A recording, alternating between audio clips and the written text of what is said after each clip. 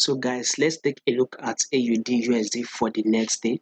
But before I actually get started, right, I did analysis, right, for my Patreon subscribers, right, and one of those analysis that we looked at is AUD card and also Euro AUD. I told them what we'll be expecting on Euro AUD and AUD card, and basically price has actually gotten to that level that we are talking about. So price has actually got to that level, and one of the reasons we actually added that level was, an increase in interest rates on, the Reserve Bank of Australia, right? So there was an increase in interest rates. This is one of the reasons why Euro to AUD actually dropped, and we had a bullish move on AUD card, right? So if in case you are interested in some of my exclusive analysis that I believe we have 70 to 90% chance of winning that trade, right? I will be putting a link in the comment section below. All you just have to do is click on the link with just 20 USD. You can actually subscribe and you will get updates from me. Trade that I believe we have high probability chance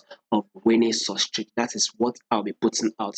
And if in case you would want to watch, some of the video that I put out to my Patreon subscribers that we've actually gotten to, I'm going to create a playlist, right? So just check the channel. You are going to see a playlist of that video so you can actually watch it. So now back to this AUD USD. So we can see that at first, this is an uptrend move, no doubt about that. AUD USD is giving us an uptrend move. Then basically something happened, which means we had this huge, massive drop.